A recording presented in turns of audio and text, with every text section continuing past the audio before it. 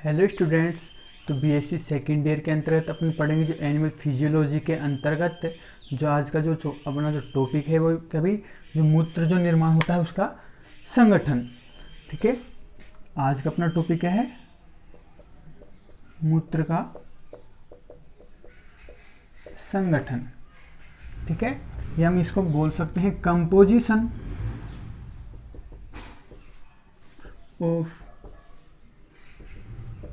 Urine. ठीक है कि भाई जो हम मैमल्स की बात करें या फिर हम बात करें कि मनुष्य की, तो मनुष्य साधारण जो मनुष्य के द्वारा जो 24 घंटे के अंदर, ठीक है, जो यूरिन का या हम कह सकते हैं जो मूत्र का जो उत्सर्जन किया जाता है वो लगभग 1.5 से 2 लीटर के आसपास किया जाता है। और जो हम कहते हैं जो मूत्र जो संगठन की जो मात्रा होती है अनेक कारकों पर निर्भर करती है। जैसे कि हम बात करें ये भी पानी की मात्रा पर निर्भर करती है, मानसिक और शारीरिक क्रियाशीलता पर भी निर्भर करती है, और हम कह सकते हैं कि ये वातावरण पर भी क्या होती है, निर्भर रहता है जो मूत्र का जो संगठन होता है। तो हम यहाँ पर पढ़ेंगे भाई जो मूत्र का जो संगठन होता है इसमें कौन कौन से कंपोजिशन पाए जाते हैं। ठीक है, तो हम सबसे पहले बात करते हैं कि सामान्य जो व्यक्ति के जो मूत्र का जो संगठन होता है निम्न होता है। सामान्य, हम यहाँ पर मनुष्य की बात कर रहे हैं, सामान्य व्यक्ति के मूत्र का संगठन। ठीक है भाई, मूत्र संगठन के अंतर्गत किसके बारे में? मनुष्य के बारे में। तो इनकी जो कुल मात्रा होती है टोटल यूरिन की कितने में? 24 आवर्स में, मतलब एक दिन में जो कुल मूत्र जो उत्सर्जित किया जाता है वो होता है 1 से 1.5 या 2 लीटर। ठीक है, 1 से 1.5 या 2 लीटर के आसपास किया जाता है कितने में? मतलब 24 घंटे में, ये हम कह सकते हैं एक दिन में। उसके बाद बात करते हैं कि इसका जो विशिष्ट जो घनत्व होता है, विशिष्ट घनत्व होता है वो क्या होता है? 1.02 से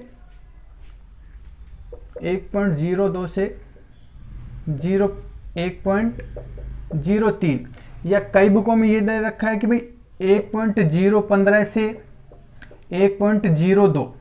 ठीक है, ये इसका होता है क्या होता है? डेंसिटी होती है।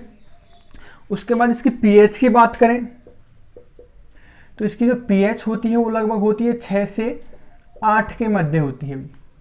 ठीक है, तो इसकी जो पीएच कितनी होती है? 6 से 8 होती है। इसके अलावा यूरिया की बात करें तो इसमें होता है यूरिया 2%। कितना होता है? 2%। या हम ये भी कह सकते हैं कि 1.5 से 2 लीटर होता है, उसमें जो यूरिया होता है लगभग कितना? 2 ग्राम पाया जाता है। इसके अलावा यूरिया के अलावा जो हमारा जो यूरिन होता है इसमें अन्य कंपोजिशन पाए जाते हैं। अन्य क्या पाए जाते हैं? घुलित ठोस पदार्थ भी पाए जाते हैं। अन्य घुलित ठोस पदार्थ, अब वो क्या क्या होते हैं भाई? यूरिया के अलावा इसमें पाया जाता है यूरिक अम्ल पाया जाता है, क्रिएटिन पाया जाता है, यूरिक अम्ल पाया जाता है और क्रिएटिनिन पाया जाता है। ठीक है, क्रिएटिनिन के अलावा विभिन्न प्रकार के अकार्बनिक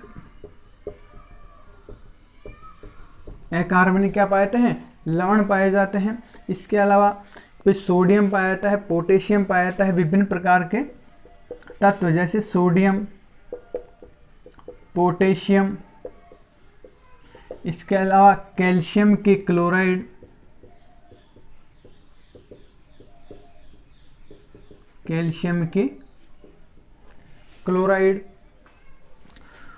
सल्फेट, फॉस्फेट,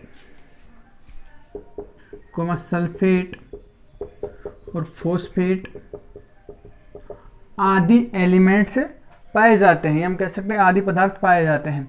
ठीक है, तो भाई कुल मात्रा कितनी? 1.5 से 2 लीटर पाई जाती है 24 घंटे में। इसके घनत्व की बात करें 1.02 से 0.3। पीएच की बात करें 6 से 8 होता है इसका। यूरिया कितना होता है भाई? 2%, ठीक है। और इसके अलावा और पदार्थ क्या क्या पाए जाते हैं, यूरिया के अलावा यूरिक अम्ल पाया जाता है, क्रिएटिनिन पाया जाता है, अकार्बनिक लवण जैसे कि हम बात करें सोडियम पाया जाता है, पोटेशियम, कैल्शियम क्लोराइड, सल्फेट और फॉस्फेट आदि पदार्थ पाए जाते हैं। अब उसके बाद हम बात करते हैं कि भाई जो मूत्र होता है इसका जो रंग होता है वो पीला क्यों होता है। मूत्र का जो रंग होता है पीला क्यों होता है, पीला यूरोक्रोम पदार्थ के कारण होता है। कोई पूछ ले कि भाई जो मूत्र का जो रंग पीला क्यों होता है, किसके कारण होता है, यूरोक्रोम नामक पदार्थ के कारण। अब ये यूरोक्रोम आया कहाँ से, कि हमारे जो बॉडी में भी जो रक्त होता है आपको पता है उसमें हीमोग्लोबिन पाया जाता है, ठीक है। हीमोग्लोबिन क्या होता है, वैसे भी जो लाल कलर के लिए क्या होता है, रेस्पॉन्सिबल होता है। तो जब इसमें हीमोग्लोबिन का विखंडन होता है हमारे बॉडी में, क्या होता है भाई, हीमोग्लोबिन का विखंडन होता है, तो जिसके द्वारा क्या होता है, यूरोक्रोम का निर्माण होता है। और यूरोक्रोम के कारण ही जो हमारा जो मूत्र होता है उसका जो कलर कैसा होता है भाई, पीले रंग का होता है। यहाँ तक क्लियर है। इसके अलावा कि जब उत्सर्जन होता है तो इस हमारे शरीर में क्या होता है, कई बार इन्फेक्शन हो जाता है, मतलब संक्रमण होता है। तो संक्रमण के दौरान इसमें क्या क्या हो जाता है कि भाई जो एक प्रकार से हम कह सकते हैं कि सिस्टिस, ठीक है। इसके अलावा बात करें पोलीयूरिया,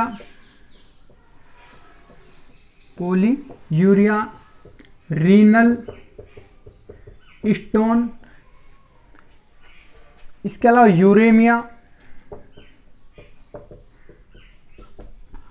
आदि क्या होती हैं, बीमारियां उत्पन्न हो जाती हैं, या हम कह सकते हैं कि स्थिति होती है जिसके कारण क्या होता है, संक्रमण होने पर यह घातक स्थिति उत्पन्न हो जाती है। यहाँ तक क्लियर है। उसके बाद जो अपना नेक्स्ट टॉपिक है वो है मूत्र निर्माण का नियंत्रण, ठीक है भाई। तो अपना जो नेक्स्ट टॉपिक है वो क्या है, मूत्र निर्माण का नियंत्रण।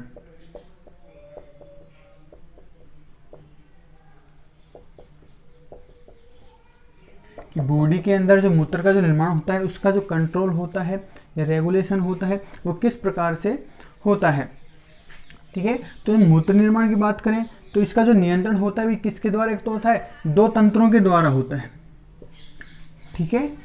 2 तंत्रों के द्वारा कौन कौन से होते हैं, एक तो अपना होता है तंत्रिका तंत्र,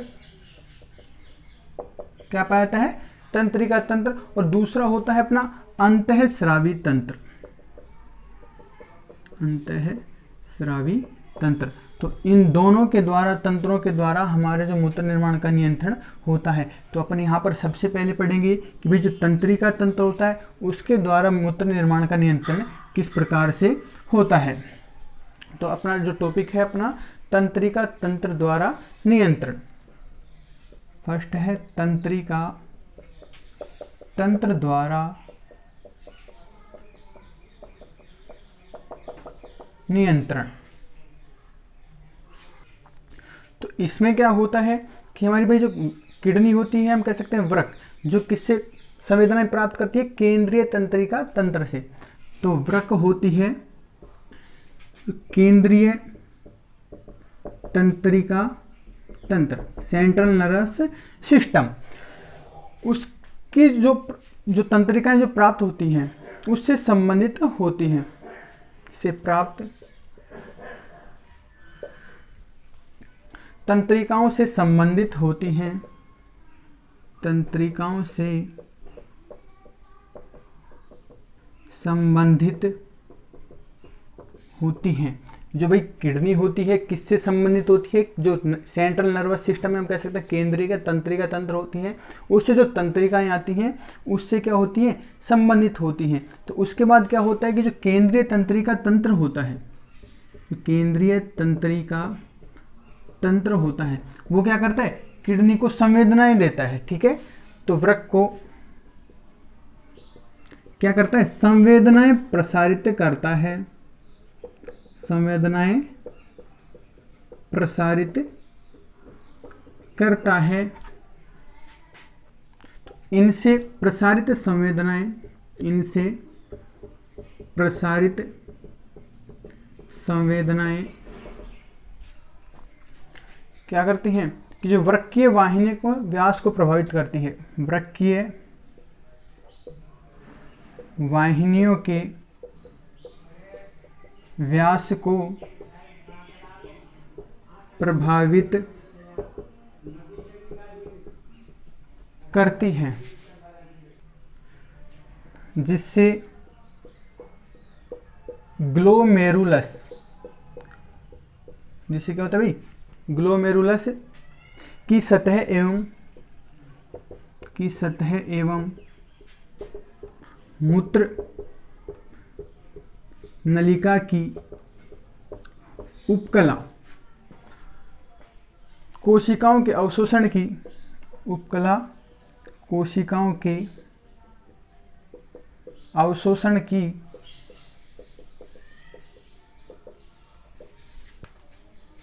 क्रिया प्रभावित होती है।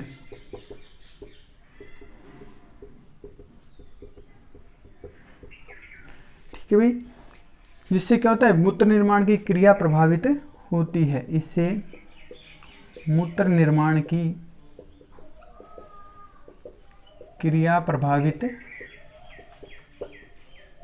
होती है। यहाँ तक क्लियर है भाई। अपना टॉपिक है मूत्र निर्माण नियंत्रण किस किस के द्वारा होता है। एक तो तंत्रिका तंत्र के द्वारा, दूसरा हमने बताया था कि किसके द्वारा, अंतःस्रावी तंत्र के द्वारा। ठीक है, तो जिसमें हम पढ़ रहे हैं तंत्रिका तंत्र, इसमें क्या होता है कि भाई जो किडनी होती है किससे रिलेटेड होती है, जो हमारा सेंट्रल नर्वस सिस्टम होता है उनसे रिलेटेड होती है, या हम कह सकते हैं कि उनसे क्या आती हैं, जो संवेदनाएं आती हैं उनसे क्या होती है, संबंधित होती हैं। तो जब केंद्रीय का जो तंत्रिका तंत्र होता है क्या करता है, संवेदनाएं प्रसारित करता है, किसके लिए, किडनी के लिए प्रसारित करता है। तो इनसे जो संवेदनाएं होती हैं वो क्या करती हैं, जो वृक्कीय वाहिनियां होती हैं, या हम कह सकते हैं जो रीनल वेसल्स होती हैं, उनके जो डायमीटर होता है, व्यास को क्या करती हैं, प्रभावित करती हैं। तो फिर क्या होता है कि उसमें क्या पाया था, ग्लोमेरुलस पाया था, या हम उसको केशिका गुच्छ भी कह सकते हैं। उसकी सतह पर और जो मूत्र नलिका होती है उसकी उपकला पर क्या होता है भाई, कोशिका होती है, उनके जो अवशोषण होता है, उनकी जो क्रिया होती है प्रभावित होती है, जिसके कारण क्या होता है, मूत्र निर्माण की क्रिया प्रभावित होती है। तो इससे नेक्स्ट क्लास में हम पढ़ेंगे कि भाई जो अंतः जो स्रावी तंत्र होता है वो जो मूत्र निर्माण नियंत्रण में किस प्रकार से सहायक होता है, जो कि क्या होता है, विभिन्न प्रकार के क्या होते हैं हार्मोन्स, उनके द्वारा क्या होता है, नियंत्रित होता है।